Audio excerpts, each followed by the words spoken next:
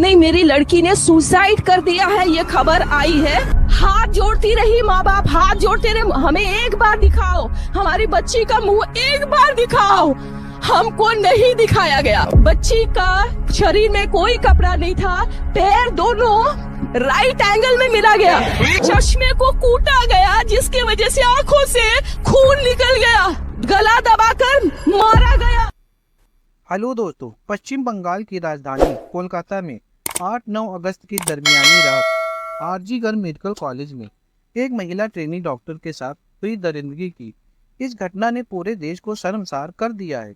Night shift में काम कर रही डॉक्टर की मौत ने एक बार फिर से दिल्ली के निर्भया कांड की याद दिला दी है। हालांकि पुलिस ने एक आरोपी को अरेस्ट करके खुलासा किया है कि हमने इस केस को सॉल्व कर लिया है, लेकिन आपको क्या लगता है कि क्या सिर्फ एक व्यक्ति उस बच्ची के साथ ऐसी खौफनाक दरिंदगी कर सकता है या फिर इसमें किसी और व्यक्ति का भी हाथ हो सकता है? दोस्तों, आज हम सारी घटना और पकड़े गए आरोपी के बारे में बात करेंगे और फिर कुछ ऐसी ऑडियो क्लिप भी आपके सामने रखेंगे जो इस बात की तरफ इशारा करती है कि इस घटना में एक से ज्यादा लोग शामिल रहे होंगे। दरअसल बहुत मेहनत और लगन के बाद कुछ लड़के और लड़कियां नीट का एग्जाम क्वालिफाई करके इस आरजीकर मेडिकल कॉलेज में जूनियर डॉक्टर के तौर पर डॉक्टरी के लिए आते हैं। और इसी कॉलेज में एक ऐसी लड़की थी जिसने बड़ी मेहनत से पढ़ाई की थी, क्योंकि उसके माँ बाप का सपना था कि उनकी इकलौती बेटी पढ़ लिख कर डॉक्टर बने और उनके सपने को पूरा करे और उनको इस गरीबी की दलदल से बाहर निकाले। क्योंकि उस लड़की के गरीब पिता कोलकाता से दूर नॉर्थ 24 परगना में रहा करते थे।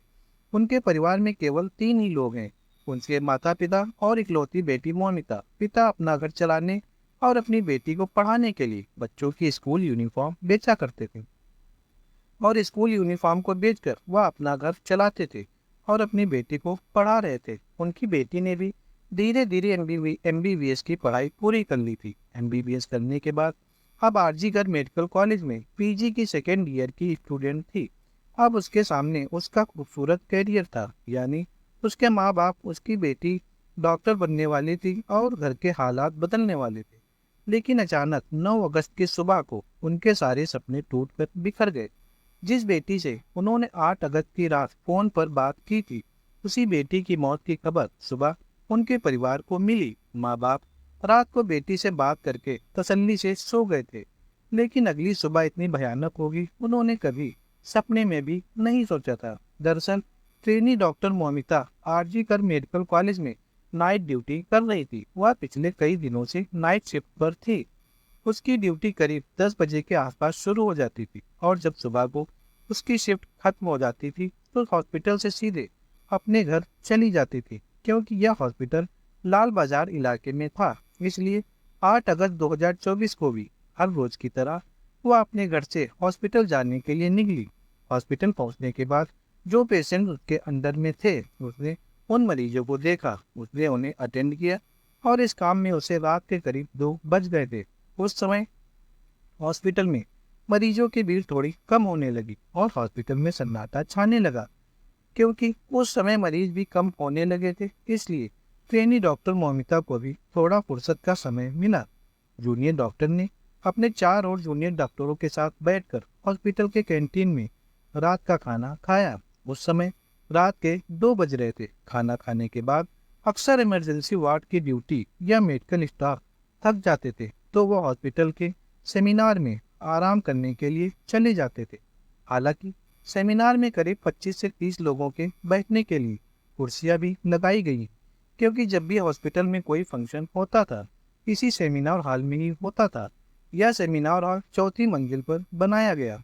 हैरानी की बात यह है कि इतने प्रसिद्ध आरजीकर मेडिकल कॉलेज में आराम करने के लिए कोई भी रूम नहीं बनाया गया। जो मेडिकल स्टाफ ड्यूटी पर होते हैं और जो लोग काम से थक जाते हैं तो वह सेमिनार हॉल में ही आराम करने चले जाते हैं और वहाँ पर थोड़ी देर आराम कर लेते थे और फिर थोड़ी देर बाद वो अपनी ड्यूटी पर चले जाते थे। इसी तरह यह जूनियर डॉक्टर यानी मोमिता भी रात का खाना खाने के बाद अपने डॉक्टर साथियों को गुड नाइट कहकर करीब 2 से 3 बजे के दरमियानी यानी 2:30 से 2:30 बजे के आसपास 4th फ्लोर पर बने उस सेमिनार हॉल में जाती है और वहां जाकर मोमिता सोचती है कि वह थोड़ी देर आराम करेगी और फिर उसके बाद अपनी बाकी शिफ्ट को पूरा करेगी। लेकिन वो जूनियर डॉक्टर के सेमिनार हॉल में जाने के बाद सुबह तक उसके बारे में कुछ भी पता नहीं चला। उधर उसके साथ नाइट शिफ्ट में काम करने वाले दोस्तों को भी लगा कि शायद मौमिता अपने घर चली गई है, इसलिए वह लोग भी अपनी ड्यूटी में बिजी हो जाते। उसके बाद रात गुजर गई और फिर अगली सुबह हो गई थी। रात 3 बजे से लेकर सुबह के करीब 8:30 बजे तक भी उस हॉस्पिटल का माहौल बिल्कुल नॉर्मल था। लेकिन जब 8:30 बजे हॉस्पिटल का एक स्टाफ उसी सेमिनार हॉल का दरवाजा खोलकर अंदर जाता है और जैसे ही वह अंदर जाता है तो उसके मुंह से चीख निकल जाती है, क्योंकि वहां पर उसने देखा कि सामने फर्श पर एक गद्दा पड़ा हुआ है और उस गद्दे पर एक लड़की भी पड़ी हुई है। इसके बाद वह लड़का और करीब जाता है। उसने देखा कि उसके चारों तरफ खून ही खून फैला हुआ है। उसके बाद वह व्यक्ति बदहवास होकर ऐसी हालत में चीखता हुआ सेमिनार हॉल से बाहर की ओर भागता है। उसकी चीख सुनकर कुछ लोग वहां पर पहुंच जाते हैं और फिर देखते ही देखते कुछ ही देर में हॉस्पिटल के तमाम डॉक्टर, जूनियर डॉक्टर तथा स्टाफ के सभी लोग वहां पर इकट्ठा हो जाते हैं। और फिर जो कुछ उन्होंने अपनी आंखों से देखा उसे देखकर उनकी भी चीख निकल जाती है, क्योंकि वहां पर लेडी जूनियर डॉक्टर मौमिता लहूलुहान पड़ी हुई थी। उसके कपड़े ऊपर के तो थे लेकिन नीचे के कपड़े बिल्कुल भी नहीं थे, यानी वह अर्धनग्न अवस्था में थी। उसके पूरे शरीर पर यानी चेहरे से लेकर पैरों तक शायद ही कोई ऐसी जगह बची हो जहां पर चोट का कोई भी निशान न हो। उसकी पूरी बॉडी से खून रिस रहा था। इसके बाद आनन फानन में उस जूनियर डॉक्टर को कपड़ों से ढक दिया गया। हालांकि आमतौर पर ऐसे जख्मियों को या फिर ऐसी लाश को हॉस्पिटल लाया जाता है, लेकिन डॉक्टर मौमिता तो हॉस्पिटल में ही पड़ी थी और वहां पर मौजूद डॉक्टरों को उसी समय यह पता चल गया था कि उसकी सांसें थम चुकी और वह मर चुकी है। उसके बाद डॉक्टर मौमिता की लाश को मुर्दाघर ले जाया गया, क्योंकि उस लाश की शिनाख्त पीजी सेकेंड ईयर की स्टूडेंट के रूप में हो चुकी थी। इसलिए मौमिता के घर वालों को भी घटना की सूचना दे दी गई। सूचना मिलते ही ट्रेनी डॉक्टर के घर कोहराम मच गया और फिर कुछ देर बाद उसके घर वाले भी हॉस्पिटल पहुंच गए। हॉस्पिटल में मौजूद मेडिसिन डिपार्टमेंट के सहायक सुपरिटेंडेंट ने उनसे कहा कि आपकी बेटी ने खुदकुशी की है, लेकिन ट्रेनी डॉक्टर के माता पिता ने जो बताया उससे पूरे मामले में कहीं ना कहीं साजिश की बू आने लगी है। डॉक्टर ट्रेनी के पिता की माने तो सुबह के समय जब वह बेटी को देखने गए थे तो उन्होंने देखा था कि उनकी बेटी के चेहरे से खून टपक रहा था। चश्मा पूरी तरह से टूटा हुआ था और जब उन्होंने बेटी की लाश के ऊपर से कपड़े को थोड़ा सा हटाया तो उन्होंने देखा कि कमर के नीचे कपड़े नहीं थे। लेकिन उस बेटी के साथ इतना सब हो जाने के बाद भी उसी हॉस्पिटल के मेडिसिन डिपार्टमेंट के सहायक सुपरिटेंडेंट कहते हैं कि जूनियर डॉक्टर मौमिता ने खुदकुशी की है। यानी एक लड़की जिसके जिस्म पर कोई कपड़ा नहीं है, उसके शरीर से सिर से लेकर पैर तक जख्मी है, भला कोई ऐसे भी कोई सुसाइड कर सकता है। खैर, तमाम बातें चल रही थी तो थोड़ी देर के अंदर ही इस घटना की खबर पूरे हॉस्पिटल में जूनियर डॉक्टरों तक पहुंच गई और जिन लोगों ने भी उस ट्रेनी डॉक्टर की लाश देखी थी उन्होंने पहली नजर में अंदाजा लगा लिया था कि सिर्फ यह कत्ल नहीं है बल्कि उसके साथ जबरदस्ती हैवानियत भी की गई है। और इसी वजह से सभी जूनियर डॉक्टरों में गम और गुस्से का माहौल पैदा हो गया, क्योंकि यह दरिंदगी एक सरकारी हॉस्पिटल के अंदर जूनियर डॉक्टर के साथ की गई थी। लेकिन स्टूडेंट का गुस्सा अभी भी काबू में था और इसी भी शुरुआती पोस्टमार्टम रिपोर्ट भी आ गई, क्योंकि वह सभी लोग डॉक्टर थे और वह लड़की भी उन्हीं डॉक्टरों में से एक डॉक्टर थी जिसके साथ यह सब कुछ हुआ था। शुरुआती पोस्टमार्टम रिपोर्ट से ही उन सबको पता चल गया था कि उस ट्रेनी डॉक्टर के साथ क्या कुछ हुआ है, किस तरह से दरिंदगी की गई है। पोस्टमार्टम रिपोर्ट के मुताबिक उसकी दोनों आंखों से खून रिस रहा था, उसके मुंह से भी खून बह रहा था और उस ट्रेनी डॉक्टर के प्राइवेट पार्ट से भी खून बह रहा था। उसका पेट बुरी तरह से जख्मी था और बुरी तरह से उसका बायां पैर टूटा हुआ था।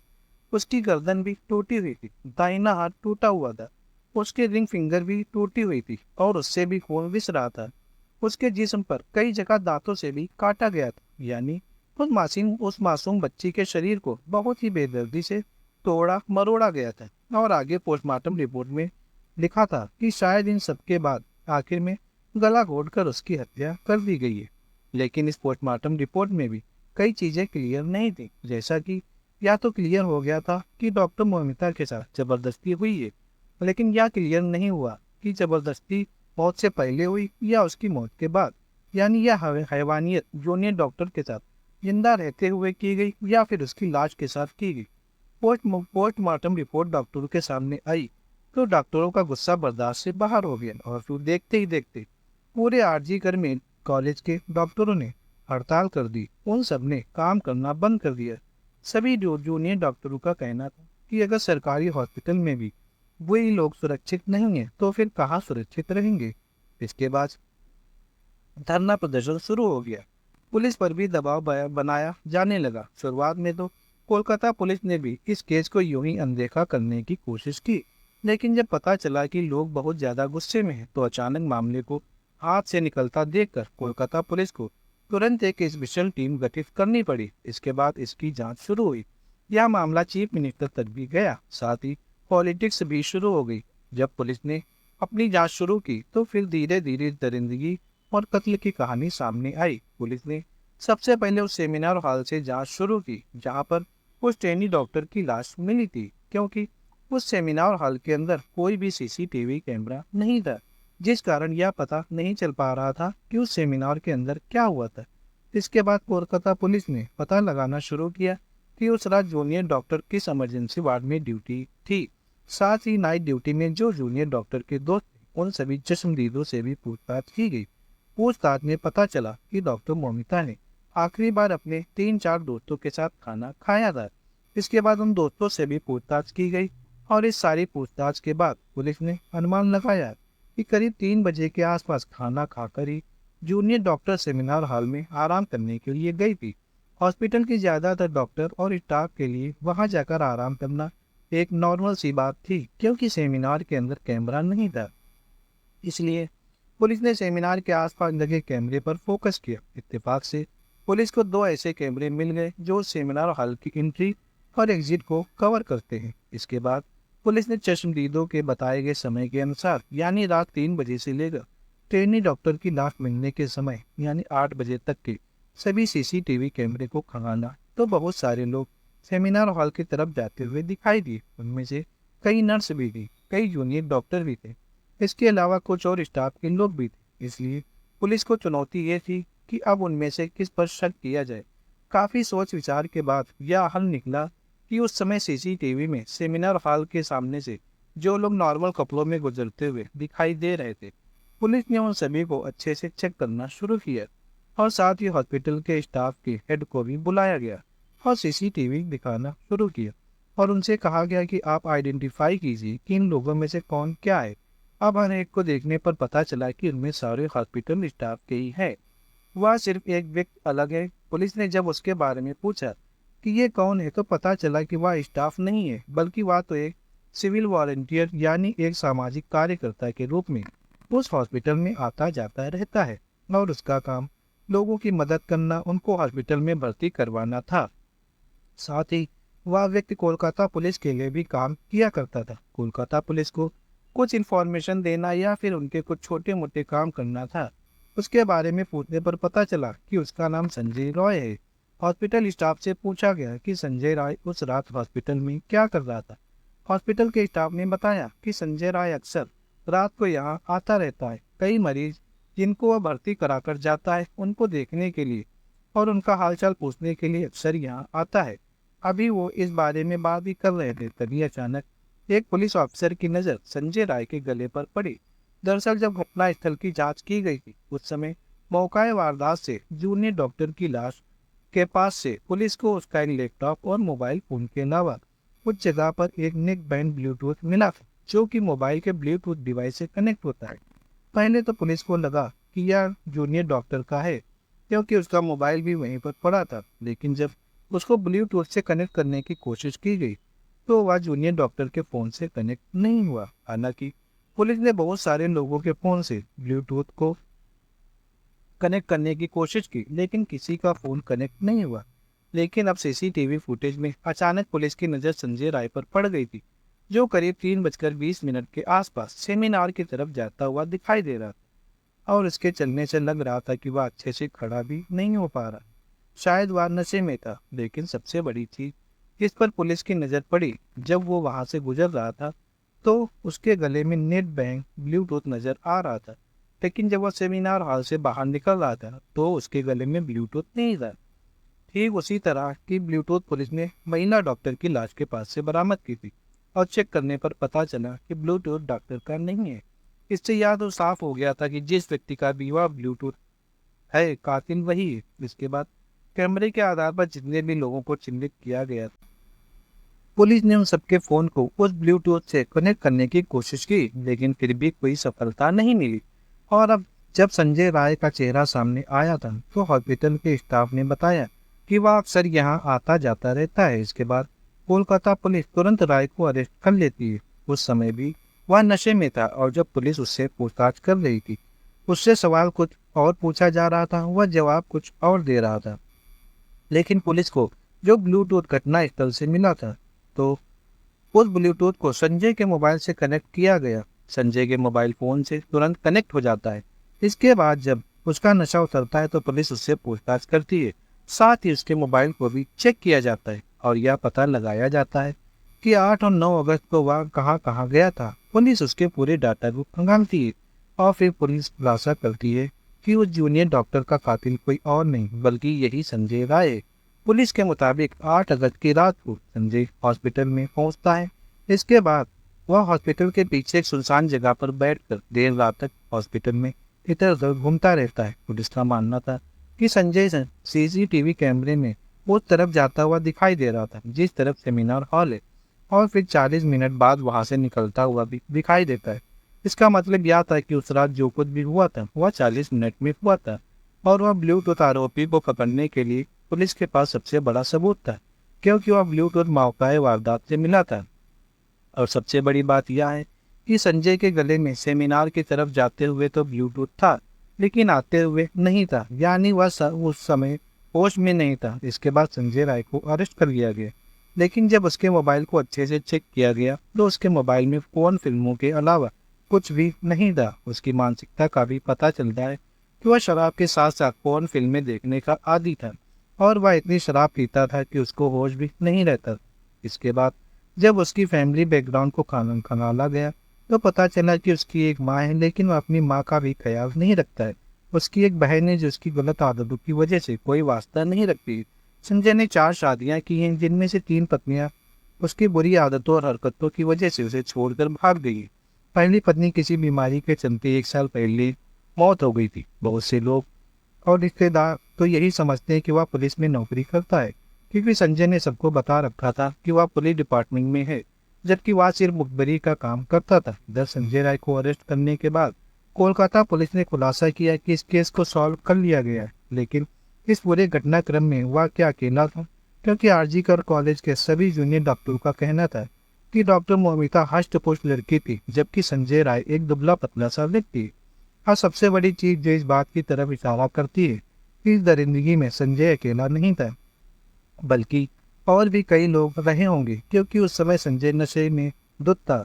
उससे तो ठीक से चला भी नहीं जा रहा था, तो क्या ऐसे में अकेले ही उसने ट्रेनी डॉक्टर पर काबू पा लिया था। और जब पुलिस से पूछा गया कि क्या एक अकेला व्यक्ति जूनियर डॉक्टर पर काबू पा सकता है, तब पुलिस ने जवाब देते हुए कहा कि हो सकता है कि संजय ने सेमिनार में जाकर जूनियर डॉक्टर के साथ जबरदस्ती करने की कोशिश की हो, लेकिन डॉक्टर ने इसका विरोध किया होगा। तब संजय ने किसी भारी चीज से मारा होगा जिससे वह बेहोश हो गई हो। पुलिस का कहना था कि हो सकता है कि उस समय जूनियर डॉक्टर की सांसें थम चुकी हो, यानी उसकी मौत उसी समय हो चुकी है। उसके बाद ही संजय ने उसके साथ दरिंदगी की, क्योंकि सारी चीजों को देखते हुए उसके जीते जीतो उसके साथ जबरदस्ती करना संजय के लिए पॉसिबल नहीं था। दूसरी थ्योरी यह है कि इसमें एक से ज्यादा लोग भी शामिल हो सकते हैं।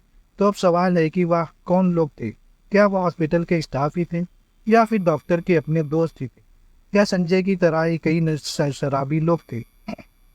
लेकिन अब यह सारी चीजें चल रही थी कि तभी अचानक सोशल मीडिया पर एक ऑडियो क्लिप वायरल होता है। इस घटना के पीछे किसी बड़े पॉलिटिकल कनेक्शन की बात की गई। साथ ही इस बातचीत में कोलकाता पुलिस और उसकी जांच पर भी गंभीर सवाल खड़े कर दिए गए। हालांकि यह ऑडियो क्लिप बंगाली भाषा में है, लेकिन साथ ही आपको उसका हिंदी ट्रांसलेशन स्क्रीन पर भी लिखा हुआ दिखाई देगा। आप उसको भी पढ़कर समझ सकते हैं। आप ঠিক আছে, ওটা প্রিন্সিপালই চালাচ্ছে অ্যান্ড প্রিন্সিপালের যারা সাকরেদ তারাই চালাচ্ছে আমাদেরকে। আমরা দাদা সাসপেক্ট করছি এটা ইন্টার্নের কাজ, ঠিক আছে, এবং যে ইন্টার্ন তার যথেষ্ট পলিটিক্যাল ব্যাকগ্রাউন্ড আছে, তার ফ্যামিলি মেম্বারও প্রোটেকশন দেওয়ার জন্যই মানে খারাপ লাগছে ভাবতে যে আমার ব্যাচমেটই এরকম করতে পারে, এবং কলেজ অথরিটি এতটা নির্লজ্জ যে তাকে সেফগার্ड করার জন্য এত কটা 8-9 अगस्त की दरमियानी रात को कोलकाता के सरकारी हॉस्पिटल में महिला ट्रेनी डॉक्टर के साथ हुई इस हैवानियत के आरोपी को पुलिस ने चुस्ती फुर्ती दिखाते हुए मात्र 24 के घंटे के अंदर अरेस्ट भी कर लिया था। आखिर आरोपी के पकड़े जाने के बाद भी सभी ट्रेनी डॉक्टर इंसाफ की मांग पर क्यों बैठे हुए? क्यों आरोपी के पकड़े जाने के बाद भी डॉक्टरों का गुस्सा शांत नहीं है? और क्यों आरोपी के पकड़े के जाने के बाद भी सीबीआई जांच की मांग की जा रही है? और क्यों पश्चिम बंगाल सीएम ममता बनर्जी को अपनी ही पुलिस को डेडलाइन देनी पड़ रही है? इतना ही नहीं, बाद बीएमसी के नेता कुणाल घोष ने भी अपने सोशल मीडिया प्लेटफॉर्म से एक और ऑडियो क्लिप जारी किया है और कहा है कि इस कॉल की भी जांच होनी चाहिए, क्योंकि इस ऑडियो क्लिप में 2 लोगों की बातचीत है जिसमें ट्रेनी डॉक्टर के ऊपर काफी गंभीर सवाल खड़े करे गए हैं, जिसमें दूसरे व्यक्ति ने पूरे मामले में डॉक्टर के शामिल होने की भी बात कही है और वह व्यक्ति आरोपी को बचाने के लिए किसी बड़ी साजिश की ओर इशारा कर रही है। इसलिए इस क्लिप की भी जांच की मांग की गई है। दोस्तों, अब जांच में कुछ भी निकलेगा वह अपडेट हम आपके लिए लेकर जल्दी आएंगे। Thank you.